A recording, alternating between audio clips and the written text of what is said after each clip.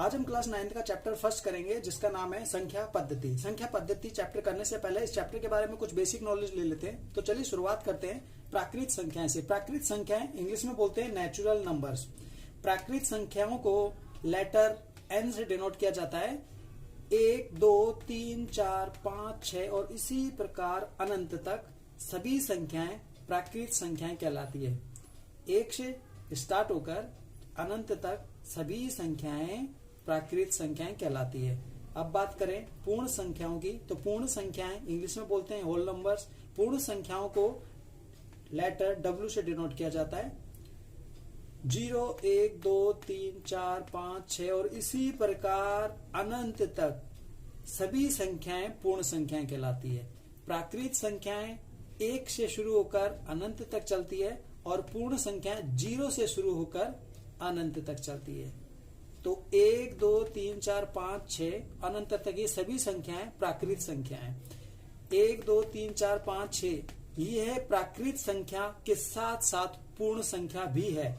लेकिन 0 एक पूर्ण संख्या है, 0 एक प्राकृत संख्या नहीं है, क्योंकि 0 पूर्ण संख्या में आता है, 0 प्राकृत संख्या में नहीं आता। लेकिन 1, 2, 3, 4, 5, 6 ये पूर्ण संख्या और प्राकृत संख्या दोनों ही है। आगे बात करते हैं पूर्णांक की। पूर्णांक इंग्लिश में बोलते हैं इंटीजर्स। पूर्णांक को लेटर जेड से डिनोट किया जाता है। पूर्णांक में माइनस के सभी नंबर्स और प्लस के सभी नंबर्स इंक्लूड किए जाते हैं, जैसे 0, -1, -2, -3, -4 इसी प्रकार अनंत तक सभी माइनस की संख्याएं और 1, 2, 3, 4 और इसी प्रकार अनंत तक सभी प्लस की संख्याएं, माइनस की और प्लस की और 0, यह सभी संख्याएं पूर्णांक कहलाती है। यह सभी संख्याएं पूर्णांक कहलाती है। तो इसमें हमें दिख रहा है कि यहां से यहां तक ये माइनस के हैं और यहां से यहां तक ये प्लस के हैं। माइनस की संख्या को बोला जाता है ऋणात्मक पूर्णांक। माइनस वाली सभी संख्याओं को बोला जाता है ऋणात्मक पूर्णांक। और इसी प्रकार ये जो प्लस के हैं इन्हें बोला जाता है धनात्मक। इन्हें बोला जाता है धनात्मक पूर्णांक। माइनस की संख्याओं को ऋणात्मक पूर्णांक और प्लस की संख्याओं को धनात्मक पूर्णांक, और यह भी एक पूर्णांक है। तो इस प्रकार पूर्णांक में ऋणात्मक और धनात्मक दो पूर्णांक होते हैं। ऋणात्मक मतलब माइनस, धनात्मक मतलब प्लस वाली संख्याएं। आगे बात करते हैं परिमेय संख्याएं। परिमेय संख्याएं जिन्हें इंग्लिश में बोलते हैं रैशनल नंबर्स। परिमेय संख्याओं को लेटर क्यू से डिनोट किया जाता है। परिमेय संख्याएं होती क्या है? परिमेय संख्याएं वह संख्याएं होती है जिन्हें P/Q के रूप में दर्शाया जा सके, लेकिन जहां Q 0 के बराबर नहीं होना चाहिए, यानी ये जो Q है ये 0 नहीं होना चाहिए, वह सभी संख्याएं परिमेय संख्याएं कहलाती है। जैसे एग्जाम्पल ले लेते हैं। एग्जाम्पल 2/3 यह एक परिमेय संख्या है। इसी प्रकार और एग्जाम्पल 3/4 यह भी एक परिमेय संख्या है। इसी प्रकार अगर हम 4 लिखें और 4 के नीचे 1 लगा दिया जाए तो ये P/Q के रूप में हो जाएगी, जिसे परिमेय संख्या कहा जाएगा। तो इस प्रकार 4 भी एक परिमेय संख्या है। इस प्रकार कोई भी संख्या जैसे 6/7 एक परिमेय संख्या। इसी प्रकार अगर हम ले लें 7 और इसके नीचे लगा दिया जाए 1 तो ये P/Q के रूप में हो गई, इसलिए इसे परिमेय संख्या कहा जाएगा, क्योंकि ये P/Q के रूप में आ गई। तो कोई भी वह संख्या जिसे P/Q के रूप में दर्शाया जाए परिमेय संख्या कहलाती है, जहां पर Q 0 नहीं होना चाहिए और जहां P और Q एक पूर्णांक होते हैं। तो यह संख्याएं माइनस में भी हो सकती है, जैसे -2/3। इसी प्रकार -7 इसके नीचे 1 लगा दें तो यह भी एक परिमेय संख्या है। इसी प्रकार 0 आदि परिमेय संख्याएं कहलाती है। चलिए प्रश्नावली 1.1 का क्वेश्चन फर्स्ट कर लेते हैं। क्वेश्चन पढ़ते हैं। क्या 0 एक परिमेय संख्या है? क्या इसे आप P/Q के रूप में लिख सकते हैं, जहां P और Q पूर्णांक है और Q 0 के बराबर नहीं है? क्वेश्चन पूछ रहा है कि क्या 0 एक परिमेय संख्या है। क्वेश्चन में ये बताया जा रहा है क्या 0 एक परिमेय संख्या है, ये बताइए। क्या इसे आप P बटे Q के रूप में लिख सकते हैं, जहां P और Q पूर्णांक है और Q 0 नहीं है। वह सभी संख्याएं जिन्हें P बटे Q के रूप में लिखा जाए परिमेय संख्याएं होती है। तो हमें पूछा गया है क्या शून्य एक परिमेय संख्या है, तो शून्य को अगर P बटे Q के रूप में लिखा जाए तो वह परिमेय संख्या है, अदरवाइज नहीं है। तो पहले हम शून्य को P बटे Q के रूप में लिखते हैं, तो लिख के देखते हैं। अगर 0 है तो 0 के नीचे हम 1 लगा सकते हैं, इसी प्रकार 0 के नीचे 2 लगाया जा सकता है, इसी प्रकार 0 के नीचे 3 लगाया जा सकता है, इसी प्रकार 0 के नीचे कोई भी संख्या लगाई जा सकती है। इस प्रकार 0 P बटे Q के रूप में लिखा जा सकता है और P बटे Q के रूप में लिखी जाने वाली सभी संख्याएं परिमेय संख्या होती है। तो इस प्रकार शून्य एक परिमेय संख्या है, तो हम ये लिख देंगे। सॉल्यूशन, हाँ शून्य एक परिमेय संख्या है, तो लिखेंगे हाँ शून्य एक परिमेय संख्या है। हाँ शून्य एक परिमेय संख्या है।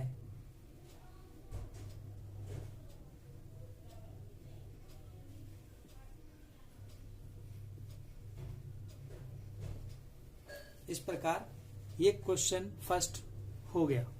चलिए प्रश्नावली 1.1 का क्वेश्चन सेकंड कर लेते हैं।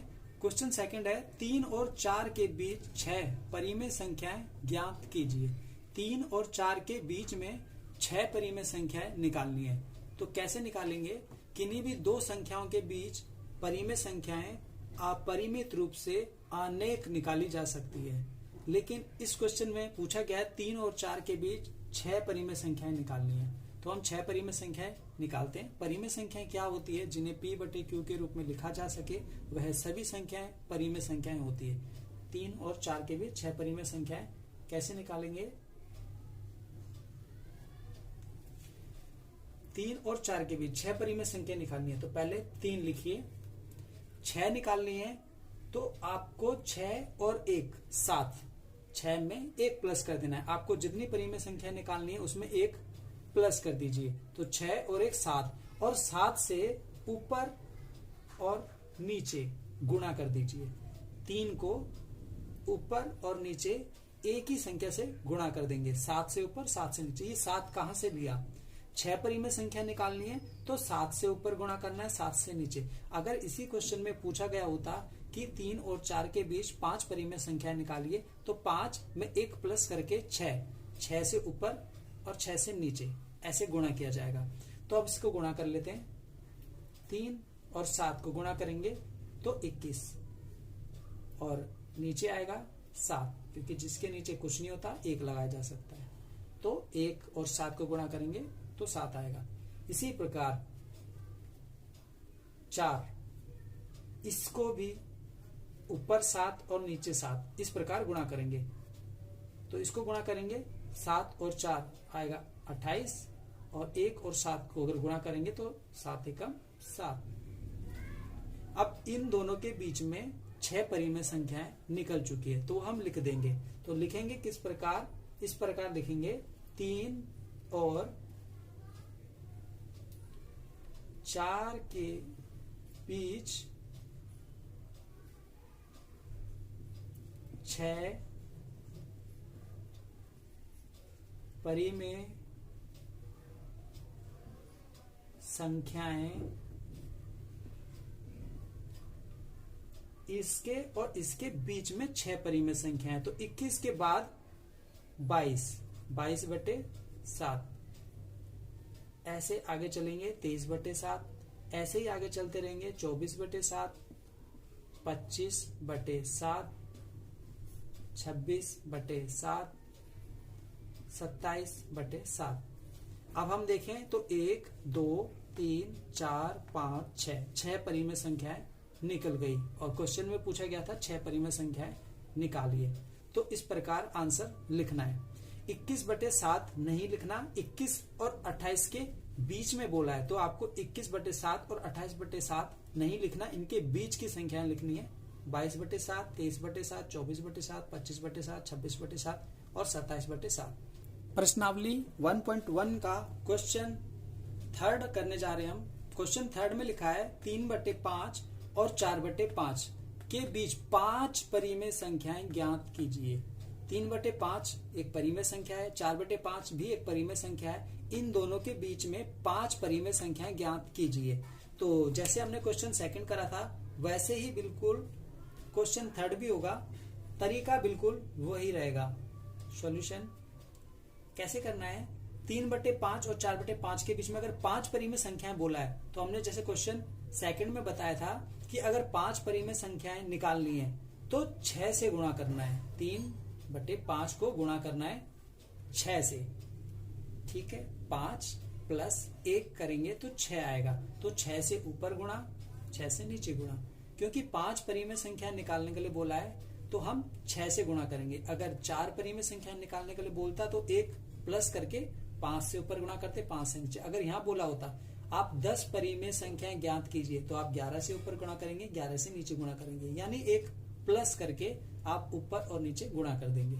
तो गुणा करते हैं तो 3 और 6 अगर गुणा किया जाए तो 18 आएगा और 5 और 6 30 आएगा।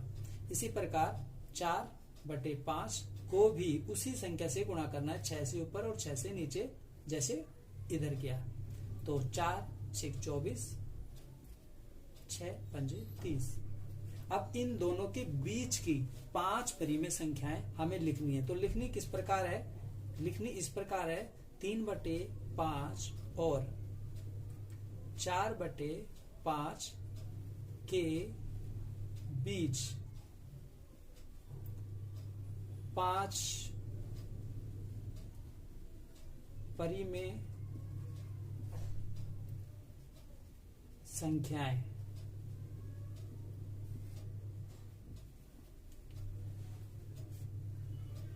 अठारह बटे 30 और 24/30 के बीच 5 परिमेय संख्याएं। तो 18 के बाद 19/30 ये पहली परिमेय संख्या, फिर 20/30, इसी प्रकार 21/30, 22/30 और 23/30।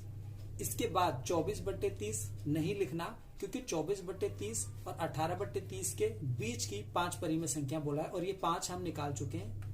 1 2 3 4 5। तो 18/30 नहीं लिखना, उसके बीच की बोला है तो 18 को छोड़कर 19 से शुरू करना है। तो 19 20 21 22 23/30। चलिए प्रश्नावली 1.1 का क्वेश्चन फोर्थ कर लेते हैं। क्वेश्चन फोर्थ में दिया हुआ है, पढ़ते हैं। नीचे दिए गए कथन सत्य हैं या असत्य, कारण के साथ अपने उत्तर दीजिए। पहला पॉइंट दिया हुआ है क्वेश्चन फोर्थ का पहला पॉइंट, प्रत्येक प्राकृत संख्या एक पूर्ण संख्या होती है। प्रत्येक प्राकृत संख्या एक पूर्ण संख्या होती है। क्या ये कथन सत्य है या असत्य? तो चलिए पहले समझ लेते हैं। इन्होंने कहा है प्रत्येक प्राकृत संख्या, तो प्राकृत संख्या हम देख चुके हैं कि प्राकृत संख्या जिसे n से डिनोट किया जाता है 1 2 3 4 5, इसी प्रकार अनंत तक चलती है। और पूर्ण संख्या की बात कर रहे हैं तो पूर्ण संख्या को W से डिनोट किया जाता है, और जो 0 से शुरू होती है 1 2 3 4 5 और इस प्रकार अनंत तक चलती है। तो अब क्वेश्चन को पढ़ते हैं। प्रत्येक प्राकृत संख्या यानी प्रत्येक प्राकृत संख्या यानी ये एक पूर्ण संख्या होती है। तो हम देखें तो प्रत्येक प्राकृत संख्या यानी सारी की सारी प्राकृत संख्या का संग्रह पूर्ण संख्या के अंदर है। ये है प्राकृत संख्या। अगर इसमें से 0 हटा दिया जाए तो ये सब क्या बचती है? प्राकृत संख्या। तो ये सब क्या है? n है। n मतलब प्राकृत संख्या। तो इस प्रकार ये कथन सत्य माना जाएगा। तो ये कथन सत्य है, ठीक है। तो हम लिख लेते हैं सॉल्यूशन में। तो सॉल्यूशन में लिखेंगे सत्य, प्रत्येक प्राकृत संख्या एक पूर्ण संख्या होती है, ये कथन सत्य है। लेकिन कारण के साथ अपने उत्तर दीजिए। एक कारण भी लिखना है। तो कारण हमें पता चल गया कि प्राकृत संख्याओं का संग्रह पूर्ण संख्याओं के अंदर होता है। तो ये हमें यहाँ पर लिखना पड़ेगा। तो चलिए लिख लेते हैं सत्य, इसके बाद लिखेंगे क्योंकि। ये हम लिख रहे हैं कारण, क्योंकि पूर्ण संख्याओं के संग्रह में, पूर्ण संख्याओं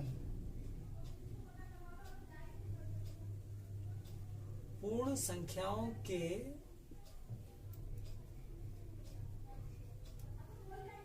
संग्रह में प्राकृत संख्याएं होती है।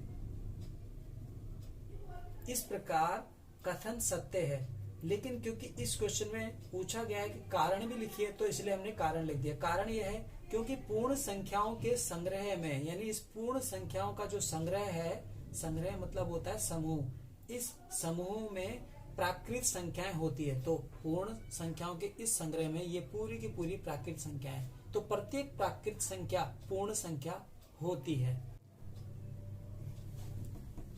क्वेश्चन 4 का सेकंड पॉइंट करते हैं। प्रत्येक पूर्णांक एक पूर्ण संख्या होती है। ये कथन दिया हुआ है, इस कथन को समझ लेते हैं। पूर्णांक, पूर्णांक यानी Z, पूर्ण संख्या यानी W। पूर्णांक में माइनस की सभी संख्याएं और प्लस की सभी संख्याएं और जीरो शामिल होता है, जबकि पूर्ण संख्या में जीरो और प्लस की सभी संख्याएं शामिल होती है। तो हम अब चेक करते हैं क्या प्रत्येक पूर्णांक एक पूर्ण संख्या है। तो प्रत्येक पूर्णांक देखते हैं। -1 एक पूर्णांक है लेकिन पूर्ण संख्या नहीं है। इसी प्रकार -2 एक पूर्णांक तो है लेकिन पूर्ण संख्या नहीं है। तो इसी प्रकार सभी माइनस की संख्याएं पूर्णांक में है लेकिन पूर्ण संख्या नहीं है। इस प्रकार यह कथन जो लिखा गया है कि प्रत्येक पूर्णांक एक पूर्ण संख्या होती है, ये असत्य है। तो यह कथन असत्य है, तो हम यहां लिख देंगे आंसर असत्य। यहां पर पूछा गया है कि कारण के साथ अपने उत्तर दीजिए, तो हमें कारण लिखना होगा। तो कारण के लिए एक उदाहरण लिख देते हैं। जैसे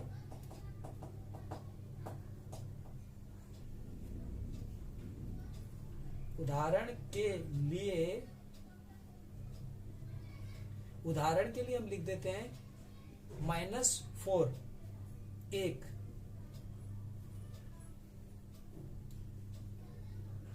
पूर्ण संख्या नहीं है, असत्य है और ये कारण है। -4, आप -4 की जगह कोई भी नंबर रख सकते हैं, -2, -1, लेकिन माइनस का होना चाहिए। क्वेश्चन 4 का थर्ड पॉइंट, प्रत्येक परिमेय संख्या एक पूर्ण संख्या होती है। क्या यह कथन सत्य है? चलिए समझते हैं। प्रत्येक परिमेय संख्या, परिमेय संख्याओं को लेटर Q से डिनोट किया जाता है। परिमेय संख्या क्या होती है? जिन्हें P/Q के रूप में लिखा जा सके, जहां Q 0 के बराबर नहीं होना चाहिए। पूर्ण संख्या क्या होती है? 0 से 1, 2, 3, 4 और इसी प्रकार अनंत तक सभी संख्याएं पूर्ण संख्या होती है। तो परिमेय संख्या, प्रत्येक परिमेय संख्या क्या एक पूर्ण संख्या है? तो प्रत्येक परिमेय संख्या देखते हैं एक बार। 1/2 एक परिमेय संख्या है, लेकिन 1/2 पूर्ण संख्या नहीं है। इसी प्रकार 3/5 एक परिमेय संख्या है, लेकिन 3/5 पूर्ण संख्या नहीं है। इसी प्रकार -2/3 एक परिमेय संख्या है, लेकिन पूर्ण संख्या नहीं है। इसी प्रकार हम कह सकते हैं कि प्रत्येक परिमेय संख्या पूर्ण संख्या नहीं है। तो यह कथन असत्य है। तो हम यहां लिख देंगे यह कथन असत्य है। तो चलिए लिख देते हैं, आंसर में लिखेंगे हम असत्य। लेकिन यहां बोला गया है कारण भी लिखिए, तो कारण लिखेंगे। तो चलिए कारण लिख देते हैं। उदाहरण दे देंगे एक, जैसे हमने सेकंड पॉइंट में दिया था वैसे एक उदाहरण लिख देंगे। उदाहरण के लिए